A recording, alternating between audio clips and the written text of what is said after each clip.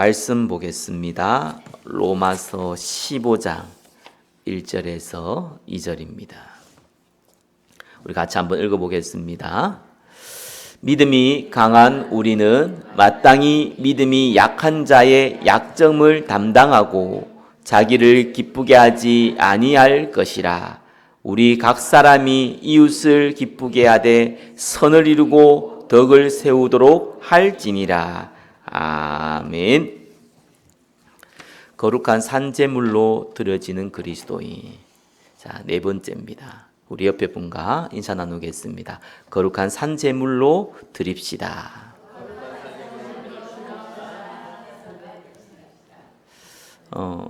제 기분이 좀 어떠냐니까요. 기분이 중요한 건 아니지만 제가 개척했을 때 굉장히 불안했어요. 느낌이 너무 불안하더라고요. 사람도 오기도 하고 가기도 하지만 계속 불안한 상태에 있었어요. 근데 지금은 되게 편하네요. 그때 제가 처음 개척했을 때 딱 요 정도 인원이었던 것 같아요. 10몇 명 모였거든요. 그래서 한번 보니까 지금은 뭐 나이가 들어서 그런 것도 있고 문제 조금 이렇게 사람이 이제 야가졌죠. 인생의 경륜이 좀 쌓이니까 그럴 것도 있겠지만 하나님이 하시는 것을 참 기대하게 됩니다. 또 오늘 몇 명 빠졌지만 우리 교회가 하나님께서 전도 선교하기 위해서 또 올바른 언약을 전달하기 위해서 세운 교회가 맞다면은 하나님은 저와 여러분을 축복하실 겁니다. 예. 자, 믿으시기 바랍니다. 자, 오늘 로마서 15장 1절에서 2절입니다. 로마서 12장에 딱 결론을 내기를, 결론이라기보다는 부탁을 하기를, 너희 몸을 거룩한 산제물로 드리라 했습니다. 그럼 어떻게 드려야 됩니까? 그게 이제 로마서 12장에서 16장까지의 내용입니다. 그런데 그 앞에가 너무 중요해요. 우리는 거룩한 산제물로 하나님께 드린다는 그 미명하에 이렇게 해야 된다, 저렇게 해야 된다, 이런 얘기를 하다 보면은 자칫 잘못하면은 또 다른 율법, 또 다른 행위, 거기에 빠지기 쉽습니다. 그래서 로마서 1장에서 11장까지는 다른 걸 얘기한 게 아닙니다. 저와 여러분은 그 어떠한 행위로, 눈꼽만한 그 행위로, 우리가 볼 때는 어마어마한 행위를 했을지 몰라도 하나님 볼 때는 아무것도 아니라는 거예요. 그걸로는 저와 여러분이 구원받을 수 없다. 우리가 믿음으로 또 은혜로 우리가 의를 얻었고 칭의하죠. 그리고 우리는 구원에 이르렀다. 얼마나 감사하냐.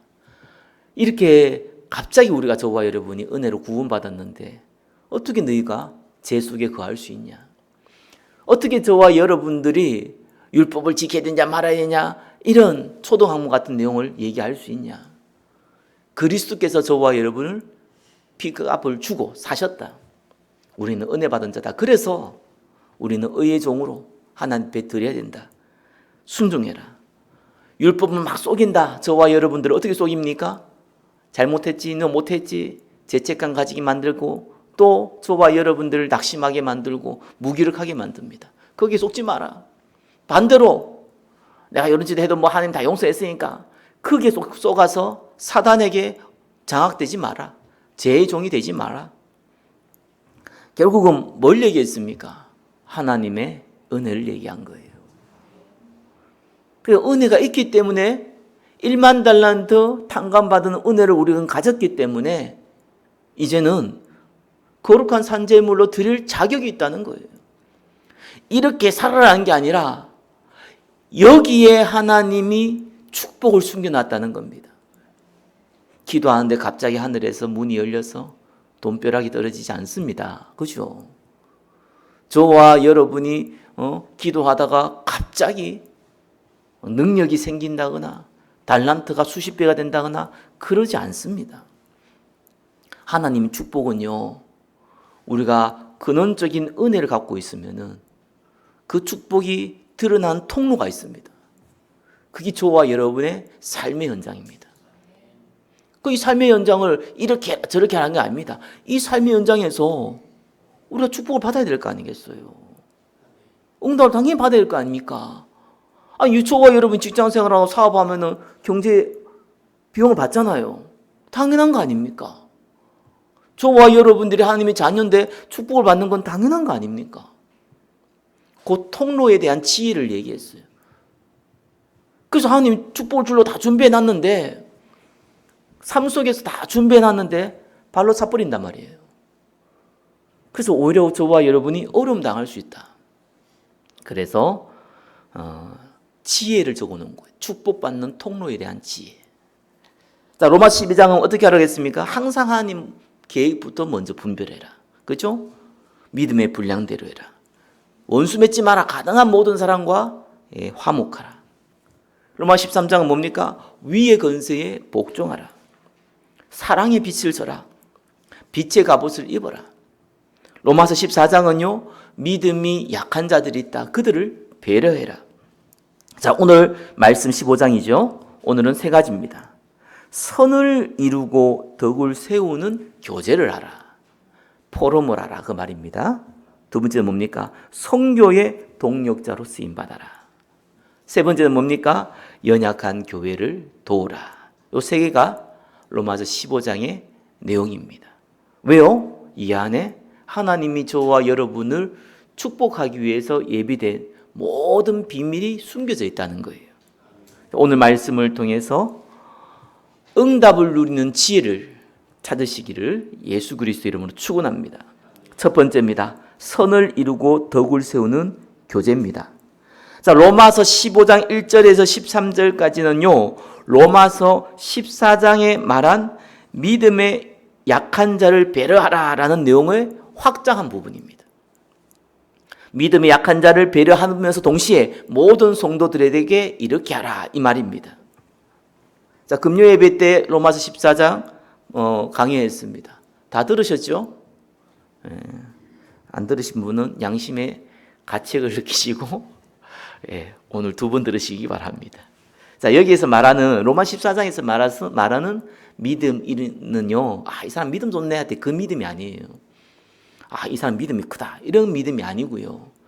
로마서 14장에서 말하는 그 믿음은요, 어떠한 특정한 일을 행함에 있어서 문화적인 생각, 또 어쩌면 오랫동안 자기가 생활했던 삶의 규모 때문에 과감하게 행하지 못하는 걸 보고 믿음이 약하다, 이런 표현을 쓰는 거예요. 구체적인 예를 든다면은,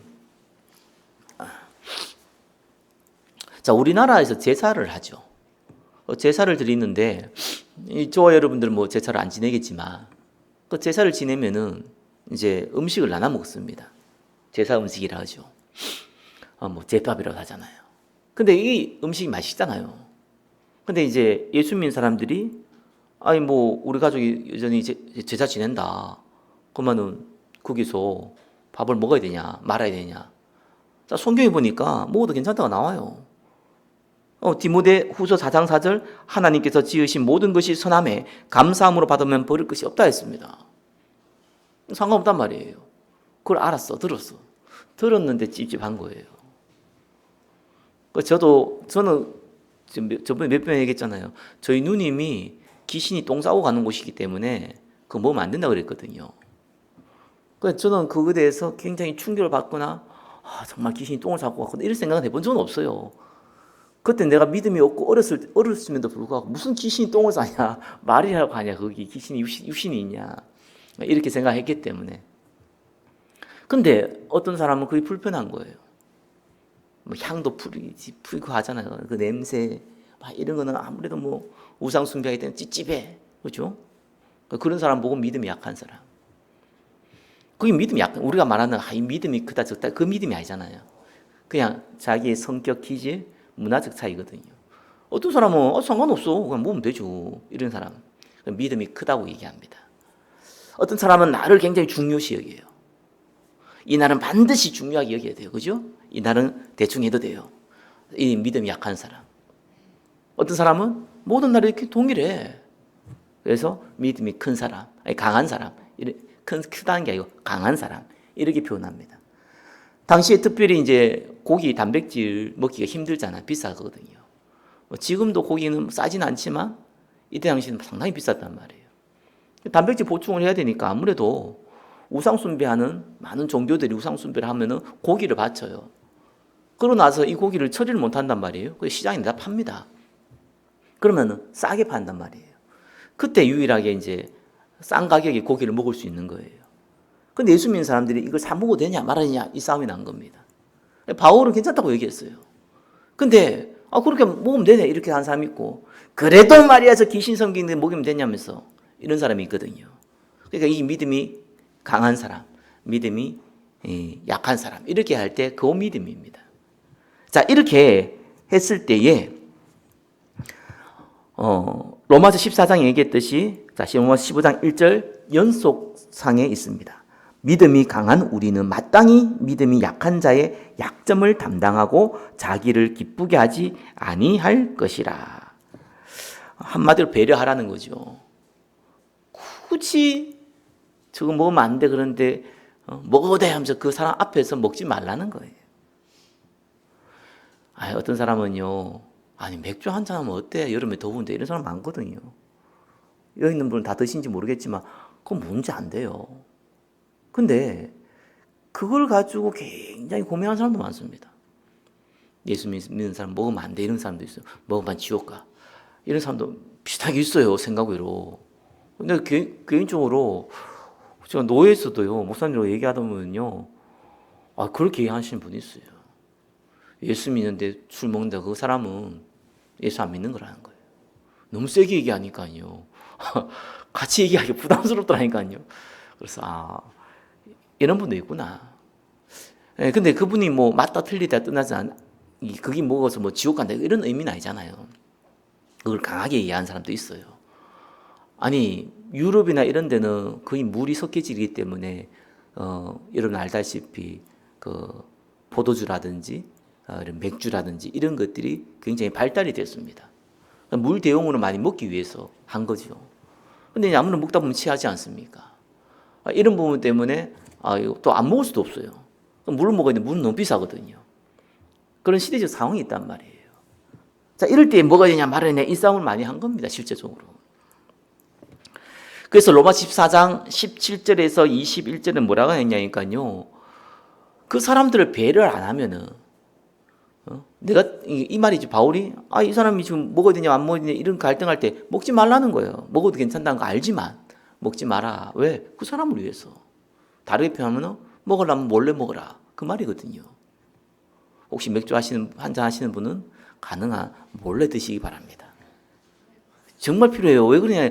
그게 먹어도 상관없거든요. 몰래 드세요. 괜히 저 같은 사람 만나면요 서로가 시험 들어요.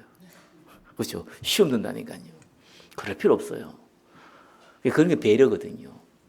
배려라는 게 무슨 유신적인 배려도 있지만요. 이 사람이 마음이 상하지 않도록 하는 배려가 참 배려입니다. 그 사람은 그거 먹으면 안 된다고 선고하는데 굳이 그걸 괜찮아 먹어도 돼 이래가지고 그 사람을 낙심케 하지 말라. 왜냐하면 하나님 나라를 이루는 데는 먹고 마시는 게 아니라고 성경은 나와 있습니다. 하나님 나라는 뭐라고 합니까? 로마 14장 17절에서 21절 의와 평강과 희락이라 이렇게 있거든요. 근데 의와 평강은요 우리가 따지면 말씀, 기도, 전도라고 보면 돼요. 근데 이 희락은 다릅니다. 희락은 하나님과 함께하는 기쁨도 되지만 동시에 뭡니까? 성도들 간의 기쁨이거든요. 성도들과의 포럼과 교제가 제대로 안 되면요 신앙생활한테 굉장히 불편합니다. 그래서 바울은 가능한 화목하라 그러고요. 또 하나님 나라 이루는데도요 이 희락이 꼭 필요하다는 거예요.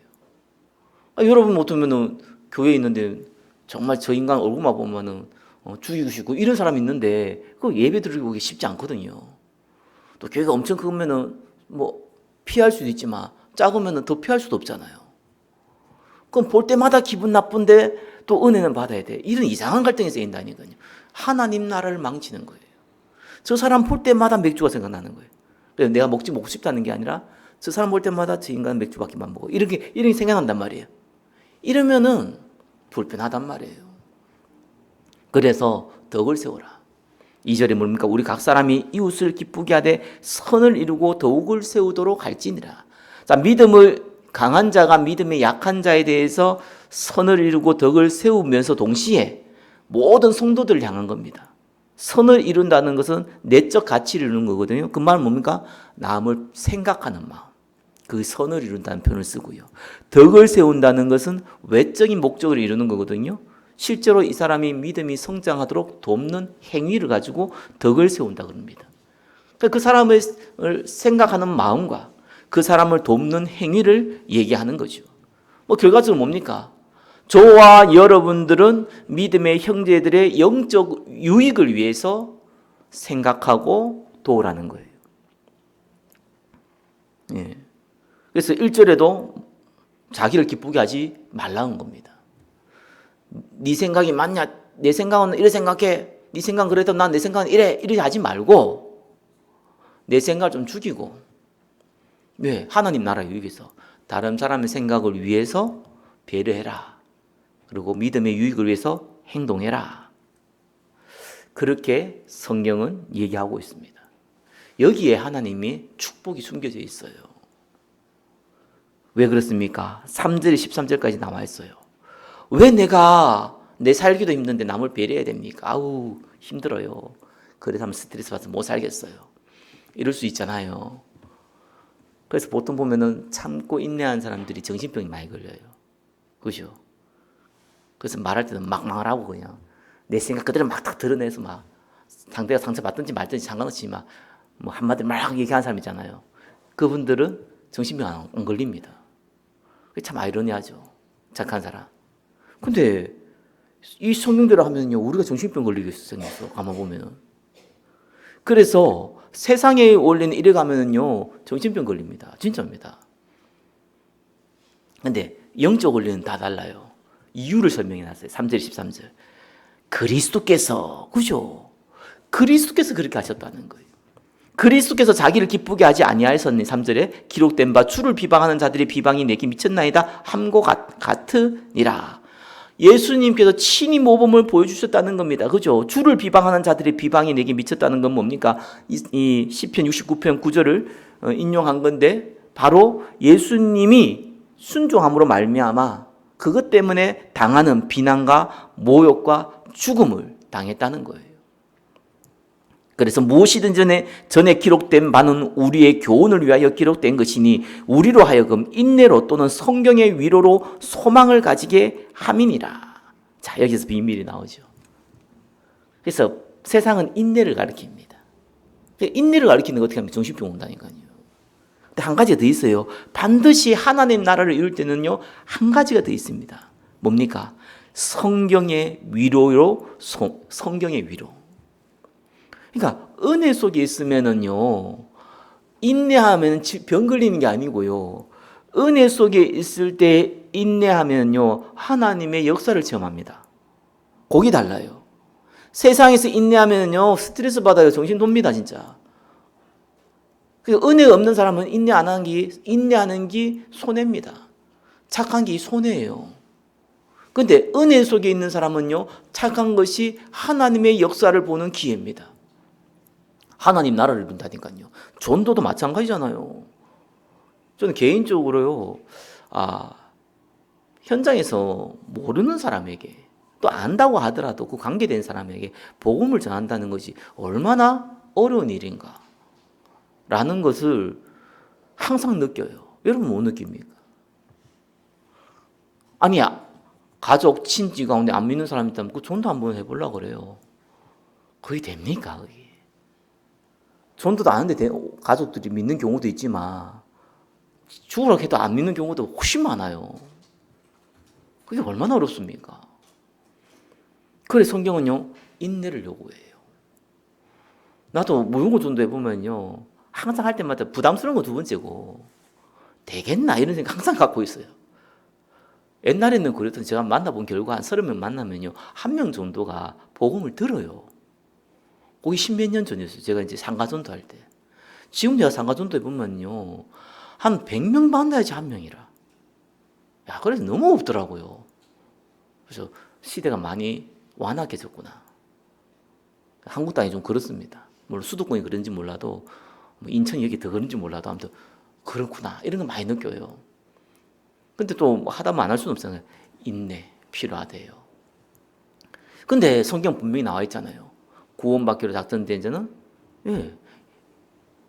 다 믿더라. 분명히 성경 약속 있거든요. 그래서 제가 이번 주도요, 저게 전도하면서 개인적으로는 제가 전도할 때 그 무용어 전도할 때는 솔직히 아무 기대 없이 해요. 진짜 너무 사람이 없어. 아니 뭐 예수 믿고 안 믿고 두 번째 치고 듣는 사람도 없어. 아니 좀 내가 이렇게 뭐 부드럽고 아주 뭐 신사적이고 이렇게 또 다양한 사람 갈 수 있으면 좋겠는데 난 또 다른 데는 못 가겠더라고요. 제일 만만한 상가는 누군지 문 열어주잖아요. 그죠? 그러니까 뭐 그밖에 갈 데가 없어. 내가 딴 데 가면은 아유 학생들 건드리면 큰일 나요. 뭐 추행할 때부터 시작해가지고요. 겁나서 못 하겠어 어디가. 집 두드리면은요 신고 들어가고 못 하겠어. 여성분이 또 그러면은 그런 게 별로 없잖아요. 남자들이 그러면요. 또 남자 나 혼자 안 가거든. 또 덩치 큰 목사들하고 같이 가. 그러면요 상가 들어가도요 주인이요 성질 놀라요. 왜? 특별히 음식하는 가게 어디 또 그 검사 나온 줄 알고 공무원이 양복까지 입고 왔잖아. 그러니까 어떻게 오셨어요? 이러더라고요. 뭘 어떻게 와요? 예수 믿으러 왔다고 이러. 에이씨 이러더라고요. 보통 그러는데 그러다 보니까 저도 이제 아무 생각 없이 가는 거죠. 근데 이번 주는 참 재밌었어요. 제가 전도해 본 경우가 중에서 이런 사람들이 있어요. 그 교회를 나간 지 얼마 안 된 사람이 있어요.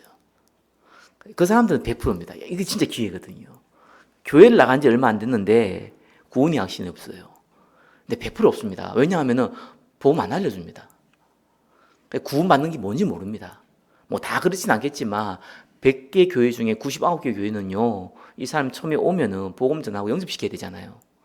그 자체를 안 해요. 그래서 항상 저도 보면 하는 말이 있습니다. 다니다 보면은 구원받겠죠. 이런 표현을 항상 씁니다. 언젠가는 구원받겠죠. 신앙생활은 이제 뭐 좀 오래돼서 그런 얘기 안 하는데 뭐 1년 미만에 있는 사람들은요 그 얘기 꼭 합니다. 구원의 확신이 있어요 이러면요 잘은 모르겠지만 뭐 잘 모르겠어요. 그러니까 한 50%는요 뭐 언젠가는 교회 다니다 보면은 구원 받겠죠. 이러면 꼭 천주신자처럼요. 얼마나 좋은 기회입니까? 불신자면 힘들거든요, 완전히. 그렇죠. 근데 은혜 뭐 오늘도 뭐 저기 어디지? 부동산 갔더만 부동산에서 남자 좀 젊어 보이더라고요. 한 30대 이제 후반이라 하던데 내가 볼 때 초반처럼 보여요. 그럼 이제 엄마 따라 교회를 갔다는 거예요. 그 엄마가 오랫동안 신앙생활 자기는 안 가다가 최근 들어서 갔다는 거예요. 한 뭐 몇 개월 됐다 하더라고요. 그래서 구원양 신령이니까 없다 하잖아요. 그럼 간단하게 전했어요. 십자가 들어봤지 않냐? 죽으시고 부활한 거 들어봤지 않냐? 들어봤다는 거예요. 그죠? 왜 예수님 십자가에 죽었냐? 심심해서 죽었냐? 아니다. 너와 내가 해결할 수 없는 원죄 문제 있다. 운명의 문제 있다. 그거 예수님 십자가에 다 해결한 거다. 그래서 로마 10장 9절 10절 항상 이 말씀은 현장에서 꼭 필요하더라고요.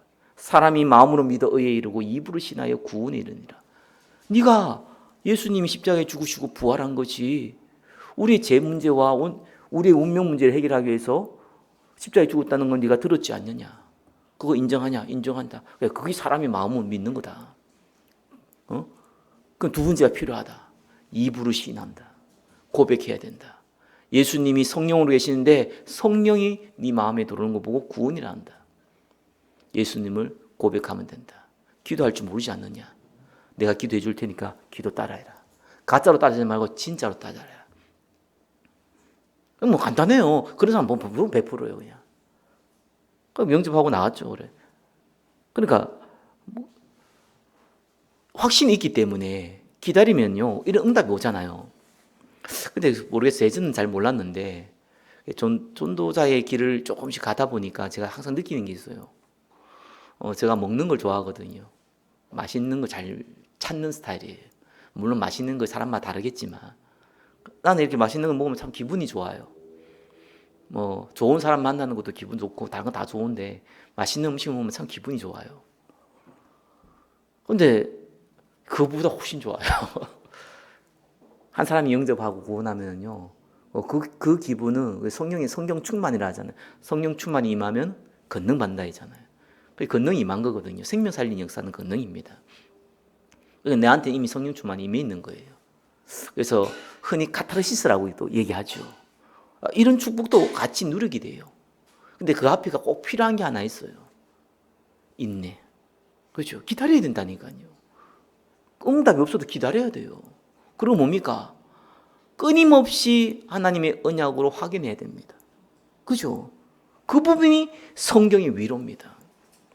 예수님이 그랬다니까요. 왜 저와 여러분들이 선을 이루고 덕을 세우면 축복을 받습니까? 간단해요. 착한 일 많이 해서 축복받는 게 아니라 성령께서 역사하기 때문에, 예수님이 친히 우리에게 모범을 보여줬기 때문에. 그래서 5절에 이제 인내와 위로의 하나님이 너희로 그리스도 예수를 본받아 서로 뜻이 같게 하여 주사. 이 서로 뜻이 같으려면요, 한쪽이 죽어야 됩니다. 그렇죠? 부부가 만나면은 처음에는 사랑하게 되지만 나중에는 다투는 이유가 그거잖아요. 생각이 다르니까.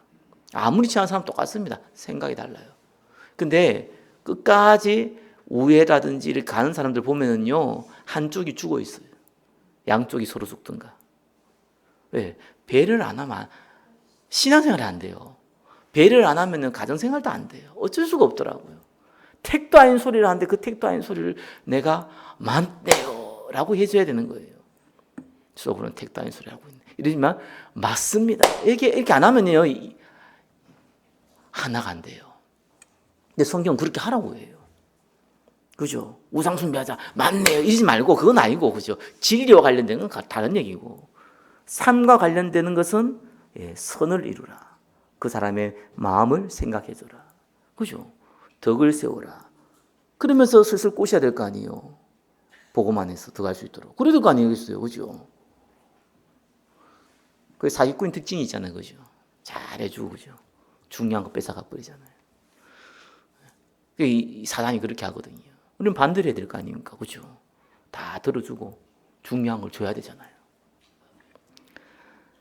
한 마음과 한 입으로 하나님 곧 우리 주 예수 그리스도의 아버지께 영광을 돌리게 하려 하노라. 그러므로 그리스도께서 우리를 받아 하나님께 영광을 돌리신 것 같이 너희도 서로 받으라. 서로 받으시기 바랍니다. 그래서 세 가지 기억하세요. 수용.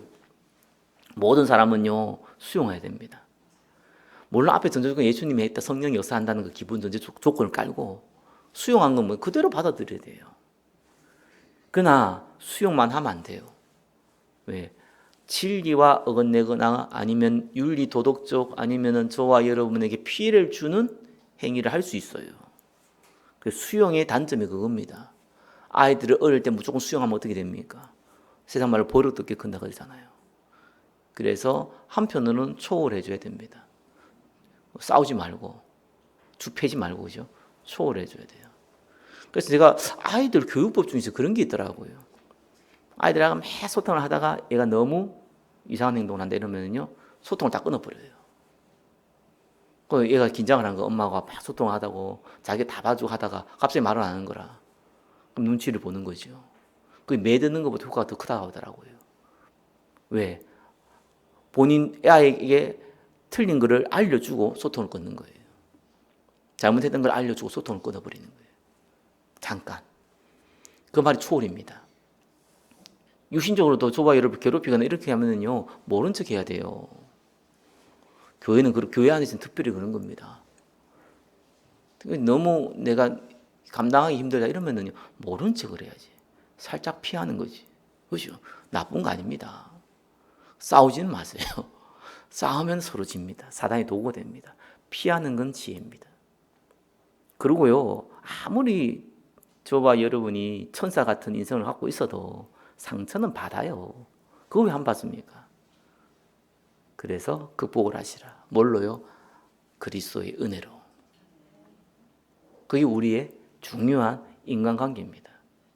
그 수용 초월 극복만 해주시면은 쉽게 우리가 인생 살아가요. 사람들의 대인관계에 있어요.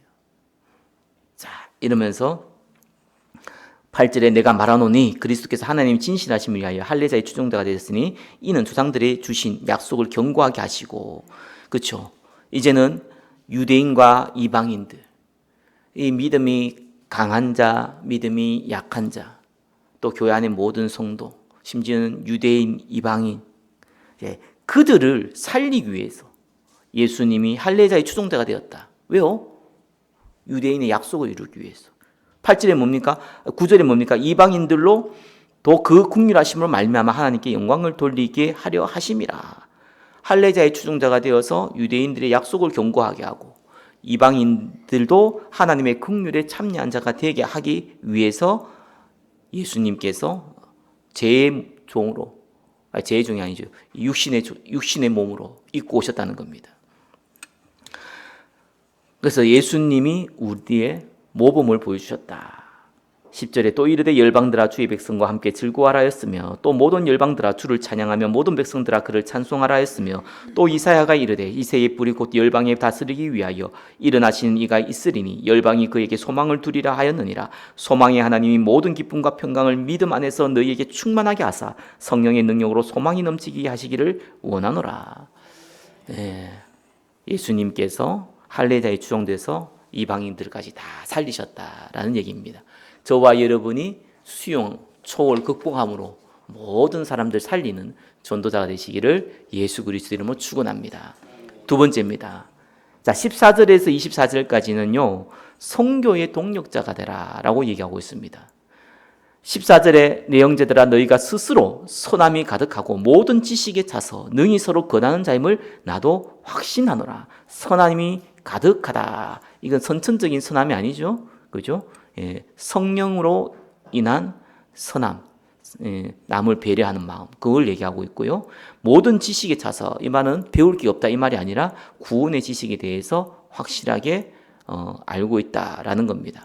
서로 권하는 자, 서로 가르치고 배려하는 자, 이런 말입니다. 자, 바울이 칭찬을 하죠. 너희들은 선함이 가득하고 모든 지식이 차서 서로 권하는 자임을 내가 알고 있다. 그러면서 15절에 그러나 내가 너희로 다시 생각나게 하려고, 너희가 알고 있는 것을 다시 한번 확신을 주기 위해서 하나님께서 내게 주신 은혜로 말미암아 더욱 담대히 대략 너희에게 썼노니 이 은혜는 곧 나로 이방인을 위하여 그리스도 예수의 일꾼이 되어 하나님의 복음의 제사장 직분을 하게 하사 이방인을 제물로 드리는 것이 성령 안에서 거룩하게 되어 받으실 만하게 하려 하심이라. 말이 좀 어렵지만 뜻은 이해할 겁니다. 그죠? 이방인을 구원받게 한다는 거예요. 그리고 제자가 되게 만든다는 겁니다. 그러므로 내가 그리스도 예수 안에서 하나님의 일에 대하여 자랑하는 것이 있거니와 그리스도께서 이방인들을 순종하기 위하여 나를 통하여 역사하신 것 외에는 내가 감히 말하지 아니하노라. 그 일은 말과 행위로, 말과 행위라는 건 복음 전하기 위해서 직접 자기가 설교하고 수고한 그 모든 노력이죠. 또 표적과 기사와 능력으로 성령의 능력으로 이루어졌으며 이거는 하나님 하셨다는 얘기입니다. 그리하여 내가 예루살렘으로부터 두루 행하여 일루리온까지 그리스도의 복음을 편만하게 전하였노라. 전도할 때 두 가지 꼭 필요했죠. 하나는 복음 전하는 수고, 두 번째는 하나님의 성령의 역사. 그 얘기를 하면서 여기 목적이 아니죠. 이제 20절부터 이제 바울이 얘기하려고 하는 겁니다. 앞에 거는 하나님이 나를 통해서 이렇게 전도하게 하셨다라는 걸 얘기하면서 20절에 또 내가 그리스도의 이름을 부르는 곳에는 복음을 전하지 않기를 힘썼노니 이는 남의 터 위에 건축하지 아니하려 함이라. 바울이 왜 얘기했겠습니까? 바울의 선교가 아니죠. 다른 사역자들의 선교 활동을 존중한다는 의미도 있지만 중요한 건 뭡니까? 복음 받지 않는 곳이 너무 많아요. 다른 사람 복음 전하는 곳에 내가 굳이 그까지 가가지고 또 전할 필요가 뭐 있냐? 안전한 곳에 간다. 이것이 바울의 선교가 아닙니다. 기록된 바 주의 소식을 받지 못한 자들이 볼 것이요 21절에 듣지 못한 자들이 깨달으리라 함과 같으니라. 그러므로 또한 내가 너희에게 가려 하던 것이 여러 번 막혔더니 이제는 이 지방에 일할 곳이 없고, 이 지방은 뭡니까? 바울이 선교했던 그 사역지에 더 이상 사역할 것이 없다는 겁니다. 제자들 다 세우고 교회들 다 세웠기 때문에 자기가 할 일이 없다는 겁니다. 또 여러 해 전부터 언제든지 서바나로 갈 때에 너희에게 가기를 바라고 있으나, 스페인이죠. 이 서바나는 바울의 최종 목적지이기도 합니다. 그래서 그때 당시에는 지구가 평평하다 생각하기 때문에 땅끝이 있잖아요. 동쪽, 서쪽, 북쪽, 남쪽 다 땅끝이잖아요. 그래서 여기는 서쪽 땅끝입니다. 그 서쪽 땅끝 생각하기 때문에 거기를 가기를 원한다. 24절 이는 지나가는 길에 너희를 보고 먼저 너희와 사귐으로 얼마간 기쁨을 가진 후에 너희가 그리로 보내주기를 바랍니다. 자, 요 얘기를 하려고 한 거예요. 바울은 로마 교회는 바울이 세운 게 아니잖아요. 그래서 바울이 아까 얘기했듯이 나는 남이 세운 그곳에 가서 건축하기를 원하지 않는다. 그럼에도 불구하고 나는 너희의 갈 길을 원한다. 내가 세우지 않은 곳이기 때문에. 아닌데도 불구하고 이유가 뭡니까? 너희가 스페인으로 서바나로 나를 보내주기를 바람이라. 지금 같은 선교 시대에서도 뭐 충분히 이해될 수 있는 부분이지만 이때 당시에는 이게 이동하는 것 자체가 너무 어렵잖아요. 그리고 돈도 너무 많이 들어요. 뭐 지금 같은 뭐 해외여행도 쉽게 하지만은 이 당시에는 해외여행 자체는 못 합니다. 그 목숨 걸고 가야 되는 겁니다. 해외여행이 아니죠, 그죠? 순례 길을 가지 않으면 못 가는 길이에요, 해외는. 자기 사는 곳에 태어나서 자기 사는 곳에 죽는 것이 99.9%의 사람들이에요. 장사꾼이 아니면 장사꾼도 그 지역 아니면은요, 그 어느 정도 지금 따지면은 뭐 경기도권 뭐 아니면 그 정도 수준 아니면요 안 갑니다. 오만 도적대들이 넘치고 오만 강도들이 넘치고 이런 곳에 있기 때문에 군인들이나 특별한 사람들 아니면은 외부로 가지 않는 시대입니다. 근데 바울이 어디를 가기로 했냐? 스페인 가기로 했어요. 사실상 못 가죠, 바울은. 근데 가기를 원해요. 근데 이 바울이 로마서를 적은 이유가 로마가 어떤 곳입니까? 모든 정치 문화의 중심지거든요. 그래서 모든 도로는 뭡니까? 로마로 통한다 했잖아요. 그래서 로마의 도움이 굉장히 필요한 겁니다. 내가 로마에 가가지고 너희들을 내가 국권에 세워가지고 내가 저기서 좀 이렇게 대우를 받겠다 이 말이 아니라 너희들이 너무 중요한 정치, 군사적, 이 문화적 요충지이기 때문에 거기에 있는 성도들이기 때문에 로마인 사람들 대부분 또 로마 시민권자잖아요. 그런 분들이기 때문에 내가 너희 도움을 힘입어 서쪽 땅끝인 서바나 가기를 원합니다. 이걸 이렇게 길게 적어놨어요. 저와 여러분이 중요하게 생각해 줘야 되는 게 하나가 해외 선교입니다. 또 이 저와 여러분들이요 이 시대도 모든 민족에게 만민에게 복음 전해야 되잖아요. 그래야 예수님 모시거든요. 그럼 우리가 어떻게 선교를 해야 됩니까? 여기에 중요한 거예요. 선교의 동력자가 되시라. 오예배 때 자세히 좀 나누겠습니다. 세 번째입니다. 어려움 당한 교회를 돕는 자. 자, 25절에 그러나 이제는 내가 성도를 섬기는 일로 예루살렘 가더니 지금 너무너무 로마 교회를 가고 싶은데 근데 지금 내가 너희들 안 가고 그죠? 예루살렘에 지금 먼저 간다. 왜요? 26절 이는 마게도냐와 아가야 사람들이 예루살렘 성도 중 가난한 자들을 위하여 기쁘게 얼마를 연보하였습니다. 헌금을 했다는 거죠. 예루살렘이 어떤 교회입니까? 예루살렘 교회가 어떤 교회입니까? 사도들이 있는 교회. 근데 거기에 어마어마한 핍박이 있어가지고 너무 고통당하고 있는 거예요. 그래서 바울이 세웠던 이 이방 교회들이 헌금을 모아가지고 예루살렘을 갖다 주는 일입니다. 27절에 저희가 기뻐 사였거니와 또한 저희는 그들에게 빚진 자니 만일 이방인들이 그들의 영적인 것을 나눠 가졌으면 육적인 것으로 그들을 섬기는 것이 마땅하느니라. 그렇죠. 응답받는 교회가 연약한 교회를 섬기는 것은 마땅한 겁니다. 당연한 겁니다. 그렇게 가고 싶은 로마 교회를 잠시 멈추고 예루살렘 교회를 간 이유가 이 예루살렘 교회가 너무 어려움 당하고 있어서 다른 지역에 있는 교회들이 헌금을 모아서 예루살렘 교회를 돕기 위해서 거기에 내가 헌금 전달하는 자로 간다라고 나와 있습니다. 28절에 그러므로 내가 이 일을 마치고 이 열매를 그들에게 확증한 후에 너에게 들렀다가 서바나로 가리라. 내가 너에게 나아갈 때에 그리스도의 충만한 복을 가지고 갈 줄 아노라. 형제들아 내가 우리 주 예수 그리스도와 성령의 사랑으로 말미암아 너희를 권하노니 너희 기도에 나와 힘을 같이 하여 나를 위하여 하나님께 빌어. 하나님께 같이 중보 기도해달라. 나로 유대에서 순종하지 아니한 자들로부터 건짐을 받게 하고 또 이제 유대인들 바울을 죽이려 하는 그 사람들부터 건짐을 받게 하고 또 예루살렘에 대하여 내가 섬기는 일을 성도들이 받을 만하게 하고 나로 하나님의 뜻을 따라 기쁨으로 너희에게 나아가 너희와 함께 편히 쉬게 하라. 평강의 하나님께서 너희 모든 사람과 함께 계실지어다. 아멘. 이렇게 마지막 말을 맺고 있습니다. 바울이 나는 서바나 하고 싶다. 나를 좀 도와달라. 그 얘기가 선교 동력자 되달라는 거고요. 지금 예루살렘 교회가 너무 어렵다. 그래서 내가 로마 교회에 너무 가고 싶지만 예루살렘 교회를 돕기 위해서 헌금 모아가 갖고 있다. 이 얘기를 하고 있습니다. 그래서 로마 15장은 세 가지 얘기했죠. 물론 당연한 전제 조건이 뭡니까? 우리는 은혜로 믿음으로 구원받았다. 그죠? 그 안에 축복을 누려야 된다. 이제는 죄에 빠져도 안 되고 율법의 소가 죄책감에 빠지는 것도 안 된다. 그 축복은 우리의 삶 가운데 하나님 다 숨겨놨다. 그래서 15장 3가지 얘기했습니다. 성도와의 교제를 어떻게 하라? 선을 이루고 덕을 세우라. 그걸 해야 됩니다. 그렇죠? 배려해라. 그리고 그 사람의 믿음이 성장하도록 도와라. 그겁니다. 그래서 수용, 초월 극복하라. 그럼 어떻게 합니까? 선교의 동력자가 되라. 그리고 연약한 교회를 도와라. 우리 교회 9가지 시스템 중에 해외 선교와 미자립 선교를 둔 이유가 사실상 바울과 동일한 내용입니다. 돕지 아니하면 안 돼요. 그래서 저는 우리 교회가 연약하고 우리 교회가 영원토록 연약할 것이다. 그러면 아예 꿈도 안 꾸겠죠. 하나님이 반드시 응답을 줄 겁니다. 좀 도와야 됩니다. 우리 교회가 응답받으면 연약한 교회를 도와야 돼요. 왜요? 연약한 교회도 응답받아야 되니까. 한 주간 믿음의 실천 가운데 거하시기를 예수 그리스도 이름으로 축원합니다. 기도하겠습니다. 거룩한 산제물로 드려지게 하옵소서.